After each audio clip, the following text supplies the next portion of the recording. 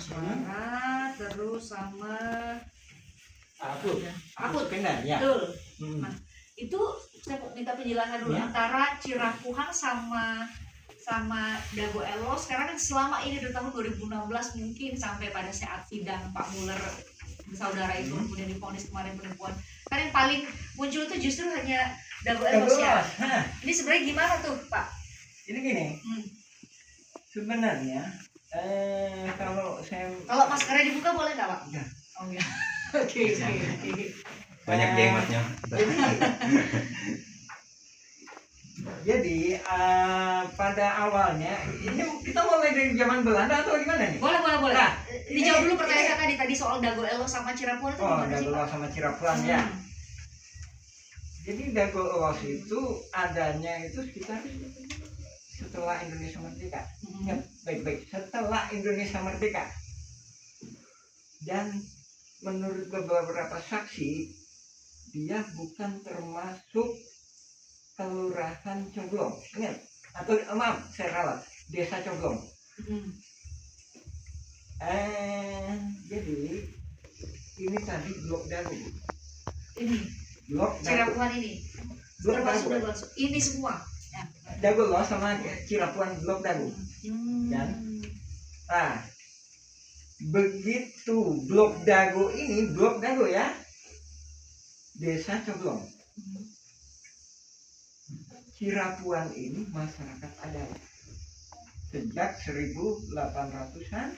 Nah, setelah Indonesia merdeka, dia blok Dago ya, kecamatan Coblong. Setelah itu desa Dago, habis itu kecamatan Cibenying. Nah, setelah itu Dago ini tadi bukan blok, tapi kelurahan. Nah, jadi kita warga kampung Cirapuhan ini pernah mengalami sebagai warga desa Coblong. Sementara Dago Elos nggak pernah mengalami warga desa Coblong. Ya. Nah, dari situ, ya kan? Dari situ, setelah adanya TPA, sebelum penggalian pasir kan TPA, ada masyarakat baru pendatang sebenarnya. Datang ke sini karena waktu itu pemerintah mengizinkan buat mengelola tanah di sini atau gimana Pak ceritanya? Tadi awalnya udah ada Bu, sebelum Belanda itu ada. Nah, salah satu pendatang itu bernama Syekh Makmur. Jadi bapaknya Syekh Makmur itu tinggal di sini, Cirapuhan nomor 33. Cirapuhan nomor 33. Ya, lebih kurang 10 meter dari rumahnya. 10 meter.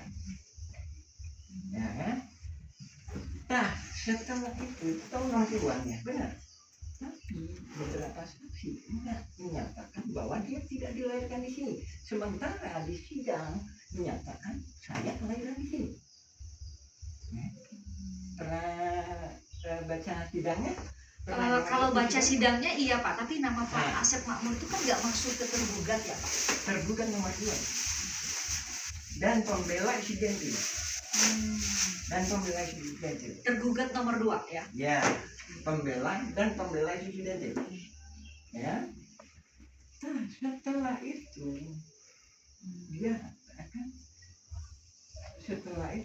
dia pindah ke sana. Sementara bapaknya di sini. Ini Cirapuhan nomor 33. Setelah dia pindah ke sana itu kemana Pak? Dago Elos. Nah, di situ ada istilah Dago Elos itu. Sebentar nih, karena belum tentu semua orang tahu dan bisa punya gambaran nih antara Cirapuhan sama Dago Elos itu berjarak berapa sih Pak? Ya. Nanti kami tunjukin juga nanti pertanyaan. Ya, ini Dago Elos. Jadi bisa ditunjukin sebentar Pak, saat deketin ke layar nih Pak. Ini Dago Elos ya. Yang area sini. Ya, ini Dago Elos. Ini Cirapuhan. Habis itu sekitar 1984 setelah ditutupnya TPA ini, ya kan?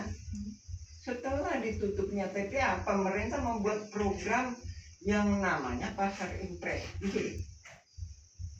Di sini terminal Dago, di sini pasar impres atau kantor pos. Nah, di belakang kantor pos dan di belakang terminal Dago itulah warga Dago Elos. Ingat, warga Dago Elos pendatang. Sementara di tebingnya, inilah warga Dago Elos ada.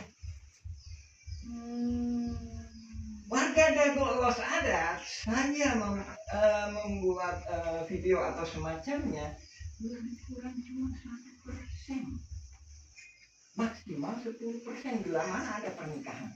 Jadi yang tergugat itu 1% dari masyarakat ada. Sekitar 1% enggak itu. Kemarin saudara Angga ditanya sama saya, di sidang disebutkan di pesan, ya, Karena masuk di tergugat. Ada namanya. KTP, dia bilang dia warga saya. Ada dituliskan tadi dua nama di Cirapungan ya Pak. Saya 182. 180.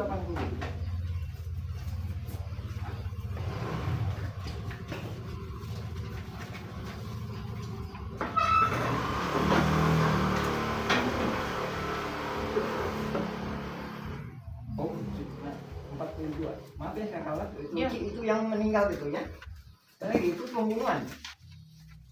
Pembunuhan apa, Pak? Pembunuhan. Oleh siapa Pak? Oleh